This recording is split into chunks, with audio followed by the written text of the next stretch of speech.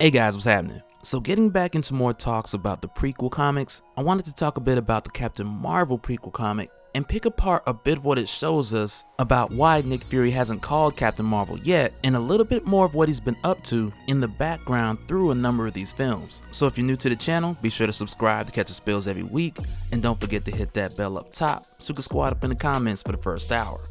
Alright, so initially, so far in the MCU, we haven't had any sign of Captain Marvel, aside from the post-credit scene that we got in Avengers Infinity War, when Fury realizes that things are as bad as they're gonna get, and he finally uses his pager beacon to signal Captain Marvel that her help is needed. But prior to this point, there are a number of reasons that he hasn't called Captain Marvel yet, and the first reason is because of his belief in the Avengers initiative, and that's something that we saw back when we got Fury's big week in the prequel to the Avengers first film, and at this point, looking back, we're given the further explanation of Nick's perspective and him using these heroes or these assets almost like a deck of cards in his tactic of keeping the Avengers together by any means, and some of which are pretty questionable, like the lie he told Cap and the others about Philip Coulson's trading cards. And there are a couple other secrets we're going to get into in just a little bit, but this tactic that Fury is using is because whoever he's facing in this game or on this table, the table being the world, he has to make sure that his hand, the Avengers, is able to go up against whatever hand is thrown at him. And in my metaphor, each card is an Avenger and his current ace is Captain Marvel. And up until this point, the reason why Fury has not pulled his ace is because he hasn't found someone worthy enough for him to pull it. Because if you think about it, through the events of the first Avengers and Age of Ultron,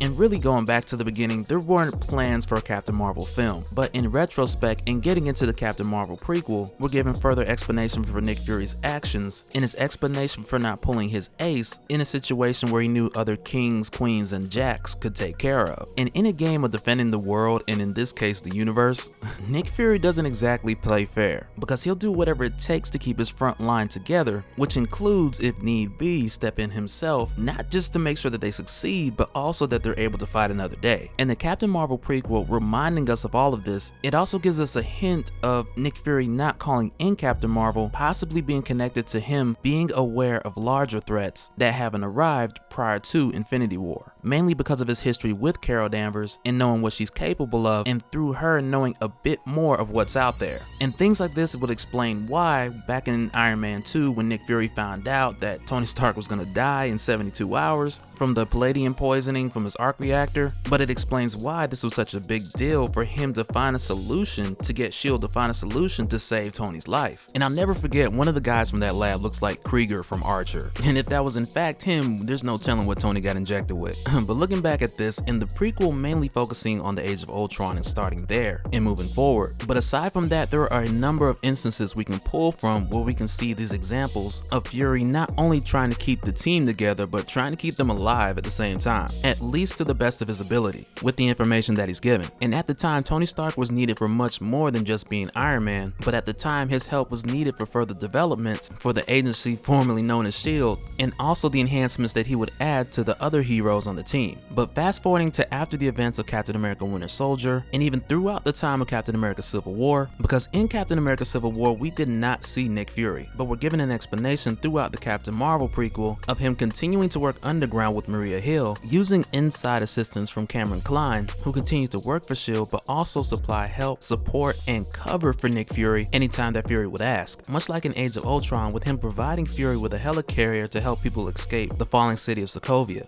But also during the time of Civil War, where Nick Fury and Maria Hill were laying low and really just keeping tabs on the Avengers, looking for an opportunity to reunite the team after them splitting due to the Sokovia Accords. And as far as the Accords, Nick Fury knew that it really wasn't going to work, at least not to the point of putting all these guys in check, which was even the more reason why they needed the help from Cameron Kline to stay off the grid and not fly into the crosshairs of Senator Thunderbolt Ross. But during this time, kind of moving and explaining at the same time, Maria Hill brings up that Fury said the heroes would always come when we needed them, but what's changed now? And also when most people say never to meet heroes, because when you do, they usually let you down. And when Fury responds, not all of them, this catches Hill on that there's someone else out there, but when Fury responds, he tells Hill if we do our job right, we'll never need to call her, referring to Captain Marvel, of course. And really from here, because they've been keeping tabs on the Avengers all the way through the events of Civil War, with the exception of Thor and Hulk, and you guys know where they were at this time. But with Fury knowing a number of them were getting locked up at the raft and Captain America disappeared, he knew Cap was gonna go to save them, and he sent Maria Hill to make sure that Cap didn't have a hard time getting them out, which for us is new information at this point. And I'll leave a link in the description to a previous video where I went more in depth about Cap taking them out of the raft and where everyone went specifically immediately after, because that'll explain better your Captain America, Widow, and Falcon team up, and why it's just the three of them hunting down Chitauri Tech.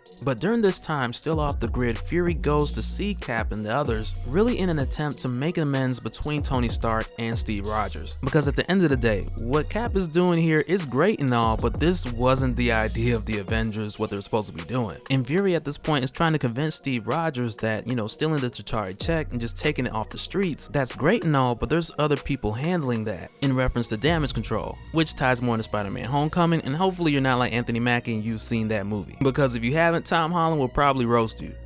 But in that conversation with Fury, Cap lets Fury know that he gave Tony a way to contact him if needed, so he hasn't given up. But on the other hand, you got Maria Hill, who's based at the Avengers compound, but she's working as the other side of that coin, trying to help pull the team back together on Tony Stark's side, while Fury's working with Captain America. And so really at this point, when Maria Hill has her last conversation with Tony Stark, he's refining the different features of his nanotech suit, and at this point in time, it's pretty much the same suit that we saw in Avengers Infinity War. But much like we discussed in the Infinity War prequel, here at this point, he's still in a state of adding advancements to it, so that even later on when Banner arrives in the Sanctum Sanctorum, announcing the coming of Thanos, Tony has no intention of stopping here as far as his developments. But in this last conversation with Maria Hill, she's here first to tell him that Vision has once again turned off his transponder, which is something that's been happening more frequent lately, which we know why as far as his relationship with Scarlet Witch. But when Maria tells him this, she hands Tony Stark the flip phone that Steve Rogers had given him, reminding Tony that the world needs the Avengers, the full roster. But after that, fast forwarding like a few months later, with the events taking place in the Infinity War film happening through a matter of hours, by the time we get to the end of the film, when we see Nick Fury and Maria Hill, they're on their way to meet Cameron Klein, because at this point Tony Stark has disappeared, and they're hearing reports of another invasion in Wakanda that is 10 times the size of the first invasion that occurred hours ago when Tony Stark disappeared. But on their way to meet Klein, the snap occurs,